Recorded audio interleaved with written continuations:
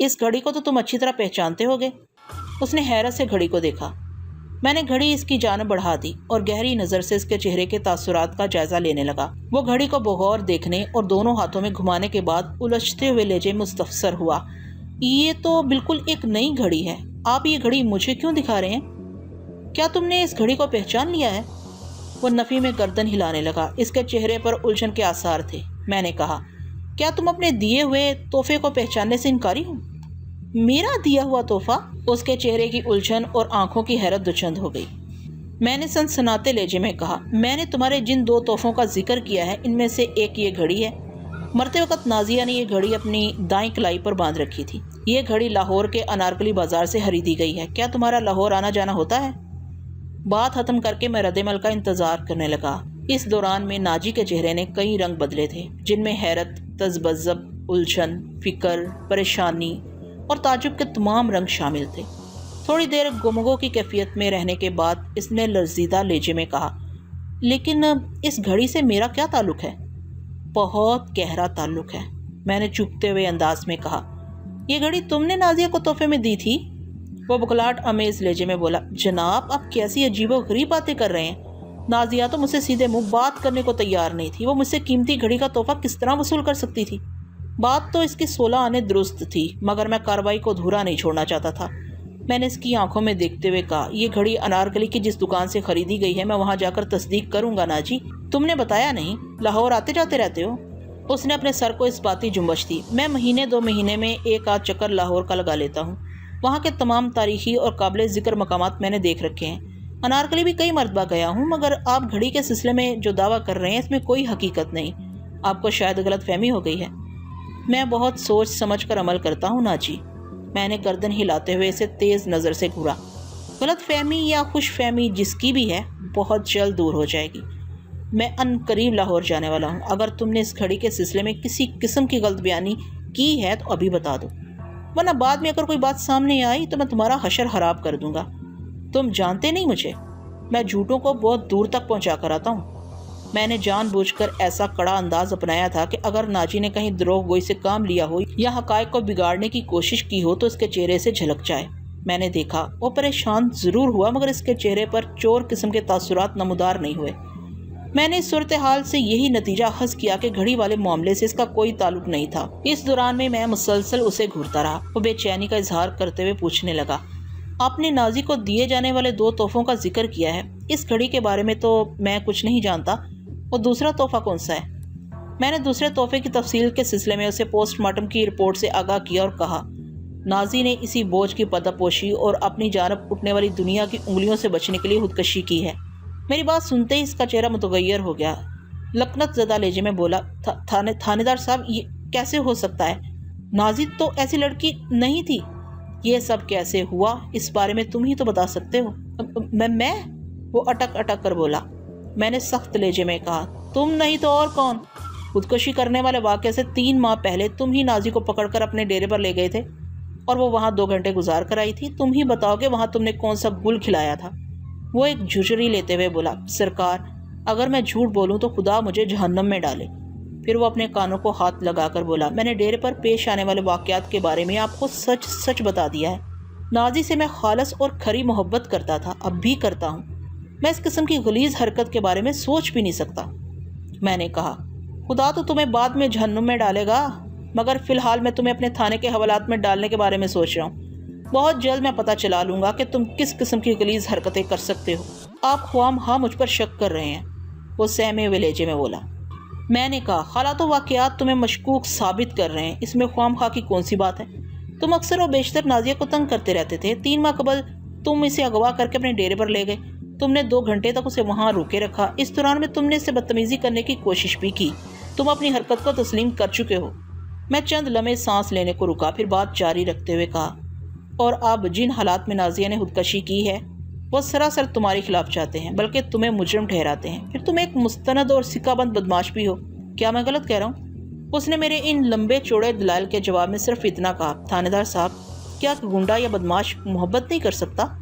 اس کے سوال میں بڑا وزن تھا اور اس کا منطقی جواب تو یہی تھا کہ کیوں نہیں کر سکتا۔ محبت کرنے کا محبت کرنے کا حق ہر ذی نفس کو حاصل ہے، مگر حالات کے تقاضے کے پیش نظر میں نے اسے جواب نہیں دیا اور ٹھہرے ہوئے لہجے میں اس سے کہا، ناجی تمہاری محبت اور عداوت کا فیصلہ تو میں بعد میں کروں گا، اس سے زیادہ ضروری کام بھی ابھی مجھے کرنا ہے، ذرا پہلے میں ان سے نپٹ لوں، تم سے مذاکرات تو ہوتے ہی رہیں گے، آج سے تم میرے بلکہ سرکار کے مہمان ہو، جناب یہ ظلم نہ کریں۔ وہ منت امیز لہجے میں بولا، آپ مجھے تھانے میں بند نہ کریں، میں کہیں بھاگا تو نہیں جا رہا، آپ جب حکم کریں گے میں آپ کی خدمت میں حاضر ہو جاؤں گا، آپ کہیں گے تو میں گاؤں سے باہر قدم بھی نہیں نکالوں گا۔ تم گاؤں کی بات کر رہے ہو؟ میں نے کہا، وہاں تم پہنچو گے تو قدم نکالنے کی نوبت آئے گی، فی الحال تو تم تھانے کی حدود سے باہر قدم نہ نکالنے کے بارے میں سوچو۔ اسے یقین ہو گیا کہ میں اسے جانے نہیں دوں گا، اس نے گردن جھکا کر مکمل خاموشی اختیار کر لی۔ ناجی کے اس عمل نے مجھے کھٹکنے پر مجبور کر دیا، عام حالات میں اس طرح پولیس کے شکنجے میں آیا ہوا شخص یوں خاموش نہیں ہو جاتا، وہ بہت واویلا مچاتا ہے، منت سماجت کرتا ہے اور گگیا گگیا کر سانس لینا دوبر کر دیتا ہے۔ ناجی کا طرز عمل ظاہر کر رہا تھا یا تو وہ سرے سے قصوروار ہی نہیں یا پھر بہت اعلیٰ کوالٹی کا اداکار ہے۔ میں نے حوالدار نصیب خان کو اپنے کمرے میں بلا کر ناجی کو اس کے حوالے کیا اور کہا، یہ عام سا مہمان ہے، لہٰذا اس کے ساتھ غریب غربا والا سلوک کرنا ہے، اسے ڈرائنگ روم یا دیگر اعلیٰ مقامات کی سیر کرانے کی قطعاً ضرورت نہیں۔ تم میرا مطلب سمجھ رہے ہو نا؟ بہت اچھی طرح سمجھ رہا ہوں ملک صاحب، حوالدار نے معنی خیز انداز میں سر ہلاتے ہوئے کہا، یہ جیسا آپ میرے حوالے کر رہے ہیں ایسا ہی پیٹی پیک آپ کو واپس مل جائے گا، میں اس کے بدن پر ایک خراش تک نہیں آنے دوں گا۔ پھر وہ ناجی کو اپنے ساتھ حوالات کی طرف لے گیا، میں حالات وغیرہ پر غور کرنے لگا۔ نازیہ کی خودکشی کی وجوہات تو سامنے آ گئی تھی، مجھے اس بندے کی تلاش تھی جس کے کارنامے نے نازیہ کو یہ انتہائی قدم اٹھانے پر مجبور کیا تھا۔ وہ اپنے وجود میں پھیلنے والے گناہ سے چھٹکارا حاصل کرنا چاہتی تھی، اس طرح کہ دنیا والے اس کی لرزش سے آگاہی حاصل نہ کر سکے۔ اس نے ایک خاموش موت میں نجات محسوس کی تھی، لیکن اسے یہ بات معلوم نہیں تھی کہ اس نوعیت کی موت کے بعد اس کا پوسٹ مارٹم بھی ہوگا، پھر ہر راز کھل جائے گا۔ اس کا جتنا ذہن تھا اس نے اس کے مطابق ہی سوچا تھا۔ اس کی موت کے بعد اگر کچھ بدنامی اور رسوائی سامنے آ رہی تھی تو وہ کون سا یہ دیکھنے اور سننے کے لیے زندہ تھی۔ میں نے نظام دین سے وعدہ کیا تھا کہ پوسٹ مارٹم کی رپورٹ عام نہیں ہونے دوں گا، میں اس کی حیثیت کو سمجھ رہا تھا۔ جوان بیٹی کی المناک موت ہی ایک بہت بڑا صدمہ ہوتی ہے، وہ بڈھی بڈھا اس حادثے سے سنبھل جاتے تو ان کے لیے یہی کافی تھا، اور وہ شخص جو اس دنیا میں آیا ہے اسے ایک روز مرنا بھی ہے، موت ایک اٹل حقیقت ہے، لیکن موت میں بہت فرق ہوتا ہے۔ عزت کی موت اتنی تلخ اور اذیت ناک نہیں ہوتی جتنی صفاق اور گردن جھکا دینے والی موت ذلت کی ہوتی ہے۔ نازیہ کی موت کا راز اگر کھل جاتا تو نظام دین اور نعمت بی بی کے زندہ درگور ہونے میں کوئی کسر باقی نہ رہتی۔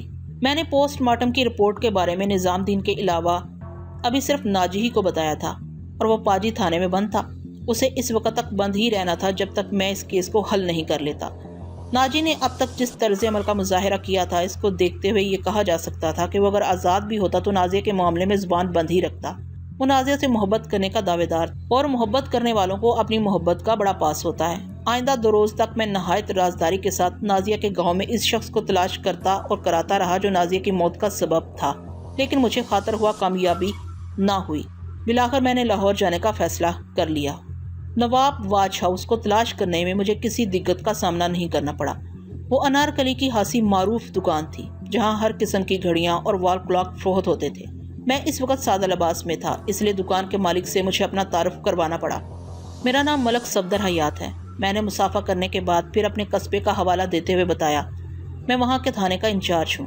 دکان کا مالک، جس کا نام بعد میں نفیس احمد معلوم ہوا، بڑی گرم جوشی سے مجھ سے ملا اور شائستہ لہجے میں بولا، حکم کریں سر، آپ کی کیا خدمت کر سکتا ہوں؟ آپ یقیناً یہاں کوئی گھڑی وغیرہ خریدنے آئے ہیں؟ ہمارے پاس عمدہ گھڑیاں ہیں، آپ کس کمپنی کی گھڑی پسند کرتے ہیں؟ نفیس احمد سیلز مین شپ کی صلاحیت سے مالا مال تھا۔ میں نے خندہ پیشانی سے اس کی باتیں سنی اور زیر لب مسکراتے ہوئے کہا، آپ واقعی اس میں بامسمہ ہیں۔ بہرحال میں آپ کے پاس کوئی گھڑی وغیرہ خریدنے نہیں بلکہ ایک کیس کی تفتیش کے سلسلے میں مجھے یہاں آنا پڑا ہے۔ وہ ایک دم سنجیدہ ہو گیا اور بولا، کس قسم کا کیس جناب؟ میں نے کہا، کیس ایک خودکشی کا ہے، جوان لڑکی کی خودکشی۔ لیکن کسی لڑکی کی خودکشی سے ہمارا کیا تعلق؟ میں جس کیس کا ذکر کر رہا ہوں اس کا تعلق نواب واچ ہاؤس سے ہے۔ وہ فکر مند نظر آنے لگا، یہ تو ہماری ہی دکان کا نام ہے۔ بے سوالیہ نظروں سے مجھے دیکھتے ہوئے بولا، میں ابھی تک آپ کی آمد کا اصل مقصد نہیں سمجھ سکا ہوں۔ میں نے نفیس کو زیادہ الجھانا مناسب نہ سمجھا اور اپنی جیب سے وہ کیمی گھڑی نکال کر اس کی جانب بڑھا دی جو نازیہ کی دائیں کلائی پر پائی گئی تھی۔ پھر میں نے اس سے مخاطب ہوتے ہوئے پوچھا، آپ اس گھڑی کو پہچانتے ہیں؟ اس نے بغور گھڑی کا جائزہ لیا اور بولا، اس کمپنی کی اس جیسی گھڑیاں ہمارے پاس موجود ہیں، لیکن میں سمجھ نہیں پا رہا اس گھڑی کو پہچاننے سے آپ کی مراد کیا ہے؟ میں نے کہا، یہ گھڑی آپ کی دکان سے خریدی گئی ہے۔ یہ بات آپ اتنے وثوق سے کس طرح کہہ سکتے ہیں؟ وہ پوچھنے لگا۔ آپ کے پاس اس گھڑی کی خریداری کا کوئی ثبوت ہے؟ ہم جو بھی گھڑی فروخت کرتے ہیں اس کی رسید بھی ساتھ میں دیتے ہیں۔ اس گھڑی کی خریداری کی رسید تو میرے پاس نہیں ہے، البتہ میں نے اتنا کہہ کر دوسری جیب میں ہاتھ ڈالا اور مزید کہا، میں یہ ثابت کر سکتا ہوں کہ یہ گھڑی ماضی قریب میں آپ ہی کی دکان سے خریدی گئی ہے۔ پھر میں نے اپنی جیب میں سے نواب واچ ہاؤس والی مخصوص گتے کی ڈبیا نکال کر اس کی جانب بڑھا دی۔ وہ مذکورہ ڈبیا کو دیکھتے ہی پہچان گیا اور اس بات میں سر ہلاتے ہوئے بولا، ہاں جناب، یہ ڈبیا تو ہماری ہی دکان کی ہے۔ اب بتائیں اس گھڑی کا کیا قصہ ہے؟ میں نے کہا، میں نے جس لڑکی کی خودکشی کا ذکر کیا ہے اس کا نام نازیہ ہے اور وہ میرے تھانے کی حدود میں واقع ایک گاؤں میں رہتی تھی۔ میں نے یہ معلوم کر لیا ہے کہ یہ گھڑی کسی شخص نے اسے تحفے میں دی تھی۔ اب مجھے اس شخص کی تلاش ہے کیونکہ وہ شخص ہی در حقیقت اس خودکشی کا ذمہ دار ہے۔ آپ مجھے بتائیں کہ یہ گھڑی آپ سے کس نے خریدی تھی؟ میں آپ کو ایک اشارہ دے سکتا ہوں۔ وہ سوالیہ نگاہ سے مجھے دیکھنے لگا۔ میں نے کہا، اس گھڑی کا خریدار کوئی نوجوان یا جوان شخص ہے۔ خودکشی کرنے والی لڑکی کی عمر 18 سال سے زیادہ نہیں تھی۔ وہ سوچ میں پڑ گیا، پھر سر کھجاتے ہوئے بولا، آپ کے پاس چونکہ گھڑی کی رسید نہیں ہے اس لیے یہ اندازہ کرنا مشکل ہے کہ ہم نے یہ گھڑی کب فروخت کی تھی۔ تاریخ رسید پر ہم ضرور درج کرتے ہیں اور خریدار کا نام بھی۔ ویسے گھڑی کی حالت بتا رہی ہے کہ ابھی شاید اسے استعمال ہی نہیں کیا گیا۔ میں نے اس کی مشکل آسان کرتے ہوئے اپنے اندازے کے مطابق کہا، اگر آپ اپنے گاہک کو رسید دیتے ہیں تو یقینی طور پر رسید کا کاربن پرنٹ رسید بک کے اندر محفوظ رہتا ہوگا۔ آپ ایسا کریں، پچھلے 6 ماہ کی رسید بکس چیک کریں۔ اس عرصے میں آپ نے جتنی کیمی گھڑیاں اس ماڈل اور میک کی فروخت کی ہوں گی، ان کے خریداروں کے نام اور فروخت کی تاریخیں معلوم ہو جائیں گی۔ یہ اچھا آئیڈیا ہے، وہ خوش ہوتے ہوئے بولا، آپ تشریف رکھیں، میں یہ کام بھی کر لیتا ہوں۔ میں نے اس کے مشورے کے مطابق تشریف رکھ دی۔ نواب واچ ہاؤس میں نفیس کے علاوہ 2 سیلز مین بھی کام کرتے تھے۔ اس نے اپنے ایک ملازم کو میری خاطر تواضع کا بندوبست کرنے بھیج دیا اور خود رسید بکس کے ساتھ مصروف ہو گیا۔ میں اس دکان کے اندرونی حصے کا جائزہ لینے لگا۔ وہ ایک خاصی وسیع اور عریض دکان تھی۔ دیواروں پر بنے شوکیس میں ہر رنگ و نسل اور ڈیزائن کے وال کلاک اور گھڑیال بڑے کرینے سے سجے تھے۔ اس کے علاوہ شیشے کے کاؤنٹر نما ایک طویل شوکیس میں مختلف کمپنیوں کے رسٹ واچ اور ٹائم پیس بھی بڑی خوبصورتی سے سجائے گئے تھے۔ وہ ایک دلکش اور بھری پوری دکان تھی۔ بعد میں مجھے معلوم ہوا کہ نفیس کے والد نادر شاہ نے نواب واچ ہاؤس کے نام سے یہ دکان قائم کی تھی۔ نادر شاہ کا تعلق کسی نواب خاندان سے تھا۔ چند سال قبل نواب نادر شاہ کا انتقال ہو گیا تھا۔ کچھ دیر بعد نفیس نے میری ہدایت کے مطابق رسید بکس کو چیک کر کے نتائج برآمد کر لیے۔ پچھلے 6 ماہ میں نواب واچ ہاؤس نے صرف 3 کیمی لیڈیز گھڑیاں فروخت کی تھیں۔ نفیس نے ایک رسید کی کاربن کاپی میرے سامنے رکھتے ہوئے کہا، یہ دیکھیں جناب، پچھلے ماہ یعنی 8 ستمبر کو ہم نے ایک لیڈیز کیمی گھڑی نجم الدین نامی گاہک کے ہاتھ فروخت کی تھی۔ یہ شخص کوئی ریٹائرڈ سرکاری ملازم ہے۔ عمر لگ بھگ 50 سال ہوگی۔ اس کا چہرہ ابھی تک میرے ذہن میں ہے۔ آپ اگر کہیں تو خلیہ بیان کر دوں؟ نہیں، اس کی قطعاً ضرورت نہیں، میں نے ہاتھ کے اشارے سے اسے منع کرتے ہوئے کہا۔ نجم الدین میرا مطلوبہ آدمی نہیں۔ اس نے دوسری رسید میرے سامنے رکھ دی اور بتانے لگا، وہ دونوں ایک ساتھ ہماری دکان میں آئے تھے۔ بات چیت اور رکھ رکھاؤ سے میاں بیوی نظر آتے تھے۔ اس شخص نے نجیب اللہ کے نام سے رسید بنوائی تھی۔ اس کی بیوی نرگس نے دکان ہی میں گھڑی اپنی کلائی پر باندھ دی تھی۔ اس عورت کا نام مجھے اس طرح معلوم ہوا کہ نجیب اللہ نے کئی مرتبہ اسے اس نام سے پکارا تھا۔ وہ ایک لمحے کو سانس لینے کی خاطر رکا، پھر تاریخ والے خانے میں انگلی رکھتے ہوئے بولا، یہ گھڑی 17 جولائی کو فروخت کی گئی ہے۔ میں نے تھوڑی سوچ بچار کی، ذہن میں اعداد و شمار کا جائزہ لیا اور ان خریداروں کو بھی مسترد کر دیا۔ اس کے بعد نفیس نے 4 ماہ پہلے 26 جون کو فروخت ہونے والی کیمی گھڑی کی رسید مجھے دکھائی۔ اس کاربن کاپی پر خریدار کا نام ناصر درج تھا۔ نفیس نے کہا، یہ لڑکا اکیلا ہی آیا تھا اور بہت جلدی میں دکھائی دیتا تھا۔ اس نے ایک لیڈیز گھڑی خریدنے کی خواہش ظاہر کی۔ میں نے نصف درجن گھڑیاں مختلف کمپنیز اور دام کی اس کے سامنے رکھ دی۔ وہ اس صورتحال سے الجھن کا شکار ہو گیا اور مجھ سے کہنے لگا، میری سمجھ میں نہیں آ رہا کون سی گھڑی خریدوں، آپ انتخاب کے سلسلے میں میری کچھ مدد کریں۔ میں نے اسے پوچھا وہ کس مقصد کے لیے گھڑی خریدنا چاہتا ہے۔ اس نے بتایا کسی کو تحفہ دینا ہے۔ میں نے اس کے بجٹ کے بارے میں استفسار کیا۔ اس نے ایک مخصوص رقم مجھے بتا دی۔ ان حالات کے پیش نظر میں نے اسے یہ کیمی گھڑی نکال کر دکھائی۔ وہ گھڑی کی قیمت ادا کر کے مکان سے رخصت ہو گیا۔ نفیس کا بیان ختم ہوا تو میں نے اسے سوال کیا، ناصر نامی اس شخص کی عمر کیا ہوگی؟ کسی کو تحفہ دینے والی بات نے مجھے چونکا دیا تھا۔ وہ اپنی یادداشت کو کھنگالتے ہوئے بولا، بس یہی کوئی 19-20 سال رہی ہوگی۔ مجھے اچھی طرح یاد ہے اس لڑکے کی ناک پر مسور برابر ایک تل بھی تھا۔ میں نے جانی لہجے میں کہا، اس لڑکے کا ایڈریس مل سکتا ہے؟ ایڈریس؟ نفیس نے نفی میں گردن ہلاتے ہوئے دہرایا۔ اب آپ نے ایک ناممکن بات کی ہے، اس سلسلے میں آپ کی کوئی مدد نہیں کر سکوں گا۔ کسی گاہک کا ایڈریس ہم درج کرتے ہیں اور نہ ہی اس کے بارے میں کوئی سوال کرتے ہیں۔ البتہ اس لڑکے کے خال و خط اور قد کاٹ مجھے یاد ہے۔ ٹھیک ہے، میں نے مضطرب انداز میں کہا، آپ ناصر کا تفصیلی حلیہ ہی مجھے بتا دو، میں کام چلا لوں گا۔ نفیس احمد نے بڑے بھرپور انداز میں میری فرمائش پوری کر دی۔ میں نے احتیاط کے پیش نظر اس سے کہا، آپ میرے اس سرکاری دورے کا کسی سے ذکر نہ کریں۔ جب تک تفتیش مکمل نہیں ہو جاتی یہ سرگرمیاں صیغہ راز میں رہنا چاہیے۔ آپ میری بات سمجھ رہے ہیں نا؟ یہ میری طلب پر 90% بیٹھتا ہے، میں نے کہا۔ اس نے اس بات میں گردن ہلائی اور بولا، آپ کے خیال کے مطابق ناصر نامی یہ لڑکا آپ کا مطلوبہ شخص ہو سکتا ہے؟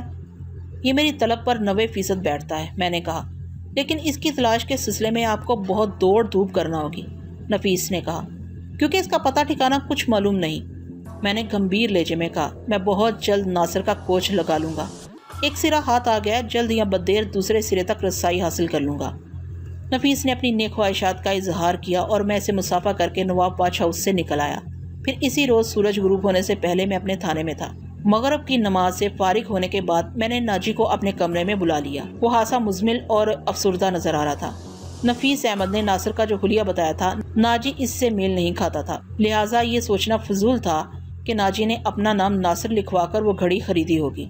حالات و واقعات رفتہ رفتہ ناجی کے حق میں ہموار ہونے لگے تھے، البتہ اس بات کا امکان موجود تھا کہ ناجی نے اپنے کسی دوست کے توسط سے وہ گھڑی خریدی ہو۔ میں اسی امکان کی تصدیق کرنا چاہتا تھا۔ وہ میرے سامنے آ کھڑا ہوا تو میں نے سنجیدہ لہجے میں پوچھا، تم اتنے مایوس اور دل شکستہ کیوں ہو رہے ہو؟ کہیں میرے حوالدار نے تمہارے ساتھ کوئی زیادتی وغیرہ تو نہیں کی؟ وہ نفی میں سر ہلاتے ہوئے بولا، آپ کے تھانے میں تو سب ٹھیک ہے، لیکن میرے تھانے میں گڑبڑ چل رہی ہے جناب۔ تمہارے تھانے میں؟ کیا مطلب؟ میں نے چونک کر کہا۔ وہ اپنے سینے پر ہاتھ مارتے ہوئے بولا، ہاں، میرے اندر بہت بے چینی اور اضطراب جمع ہوتا جا رہا ہے۔ نازی کی خودکشی کو تو میں جیسے تیسے برداشت کر ہی رہا تھا، مگر آپ نے جب سے پوسٹ مارٹم کی رپورٹ والی بات مجھے بتائی ہے میں انگاروں پر لوٹ رہا ہوں۔ کاش میں اس مردود تک پہنچ جاؤں جس نے میری محبوبہ کو دھوکہ دیا، اسے اپنی جان لینے پر مجبور کیا۔ وہ جملہ ادھورا چھوڑ کر دانت کچکچانے لگا۔ میں نے دیکھا اس دوران میں وہ اپنی مٹھیاں بھی بیچ رہا تھا۔ اس کے چہرے پر کرب و اذیت کے گہرے تاثرات تھے اور آنکھوں میں ایک بے نام سی ویرانی اتر آئی تھی۔ میں نے اس کی اجاڑ آنکھوں میں جھانکتے ہوئے سوال کیا، کیا واقعی تم اس بدبخت کو نہیں جانتے؟ وہ پھیکی سی مسکراہٹ اپنے ہونٹوں پر بکھیرتے ہوئے بولا، میں سمجھتا ہوں آپ کا اشارہ میری جانب ہے۔ میرا اشارہ اصل مجرم کی طرف ہے، میں نے ذمینی انداز میں کہا۔ وہ الجھن زدہ انداز میں میری طرف دیکھنے لگا۔ میں نے پوچھا، تم ناصر نامی کسی لڑکے کو جانتے ہو؟ کون ناصر؟ وہ بیزاری سے بولا۔ میں نے پوچھا، تمہارے دوستوں میں کتنے ناصر ہیں؟ ایک بھی نہیں۔ وہ قطعیت سے بولا۔ آپ یہ بات کیوں پوچھ رہے ہیں؟ اس کے لہجے میں تشویش پائی جاتی تھی۔ میں نے گہری نظر سے اس کے چہرے کے تاثرات کا جائزہ لیا، یہ ڈھونڈنے کی کوشش کی کہ کہیں وہ دانستہ تو ناصر سے لالمی کا اظہار نہیں کر رہا۔ مجھے اپنے مقصد میں خاطر ہوا کامیابی نہ ہوئی۔ میں یہ سوچنے پر مجبور ہو گیا کہ ناجی پوسٹ مارٹم کی رپورٹ کے سلسلے میں کسی بھی پہلو سے ملوث نہیں تھا۔ ممکن ہے ایسا ثابت نہ ہو پاتا، تاہم اس وقت میں نے جو محسوس کیا وہ بیان کر رہا ہوں۔ فضا بعد میرا یہ احساسی اندازہ درست نکلا تھا۔ میں نے ٹھہرے ہوئے لہجے میں ناجی کو مخاطب کرتے ہوئے کہا، میں نے گھڑی کے سلسلے میں ایک نہایت ہی اہم سراغ لگایا ہے۔ میں جس ناصر کا ذکر کر رہا ہوں اس نے 4 ماہ پہلے 26 جون کو نواب باچ ہاؤس سے یہ گھڑی خریدی تھی۔ اس کی آنکھوں میں ایک چمک نمودار ہوئی۔ اضطراری لہجے میں اس نے مجھ سے پوچھا، یہ ناصر کون ہو سکتا ہے؟ آپ کو اس کے حلیے کے بارے میں بھی تو کچھ پتہ چلا ہے؟ میں نے ناجی کی دلچسپی دیکھتے ہوئے ناصر کا تفصیلی حلیہ اس کے سامنے بیان کر دیا۔ عمر 19 اور 20 سال کے درمیان، قد 5 فٹ 10 انچ، صحت قابل رشک، جسم مضبوط، رنگ گورا چٹا، سر کے بال شہد رنگ اور بڑے۔ اس نے ہلکی مونچھیں رکھی ہوئی ہیں اور سر کے بالوں میں بائیں طرف مانگ نکالتا ہے۔ اس کی ناک پر بائیں جانب مسور کے دانے کے برابر ایک سیاہ تل بھی ہے۔ ناجی کسی گہری سوچ میں ڈوب گیا۔ اس کے چہرے کے تاثرات بتاتے تھے وہ کچھ یاد کرنے کی کوشش میں مصروف تھا۔ تھوڑی دیر کے بعد وہ الجھے ہوئے انداز میں بولا، میں نے اس قد کاٹ اور شکل کا ایک بندہ تو دیکھا ہے، لیکن یہ نہیں جانتا کہ اس کا نام کیا ہے۔ میں سیدھا ہو کر بیٹھ گیا اور تیز آواز میں پوچھا، تم نے یہ بندہ کہاں دیکھا ہے؟ وہ پیشانی کھجاتے ہوئے بولا، میرا خیال ہے میں نے اسے اپنے گاؤں ہی میں دیکھا ہے۔ کیا یہ تمہارے گاؤں کا رہنے والا ہے؟ اس نے نفی میں جواب دیا۔ اس دوران میں وہ مسلسل کسی سوچ میں کھویا رہا۔ گاؤں کے تو ایک بندے کو میں اچھی طرح جانتا ہوں، میں نے کہا۔ اس کا یہی مطلب ہے وہ کہیں اور سے تمہارے گاؤں آیا تھا؟ ہو سکتا ہے کسی کے گھر مہمان آیا ہو۔ مہمان؟ وہ اچھل پڑا۔ اس نے لفظ مہمان بڑی بلند آواز میں ادا کیا تھا، جیسے اس لفظ کے توسط سے اسے کچھ یاد آ گیا ہو۔ میں نے جلدی سے کہا، لگتا ہے تم ناصر کے بہت قریب پہنچ گئے ہو۔ آپ ٹھیک کہہ رہے ہیں، وہ تائیدی انداز میں بولا، مجھے قریب پہنچانے والے آپ ہی ہیں۔ مہمان کے ذکر پر مجھے یاد آ رہا ہے، ناصر نامی لڑکا نیاز علی کے گھر مہمان آیا تھا، بلکہ کبھی کبھار یہ نیاز علی کے گھر آتا رہتا ہے۔ یہ نیاز علی کا کوئی رشتہ دار ہے؟ ناجی نے نہایت ہی اہم انکشاف کیا تھا۔ میں نے اسے پوچھا، اب ذرا تم مجھے نیاز علی کا جغرافیہ بھی بتا دو۔ وہ میری بات کو سمجھ نہ سکا اور سوالیہ نظر سے مجھے دیکھنے لگا۔ میں نے وضاحت کی تو اس نے بتایا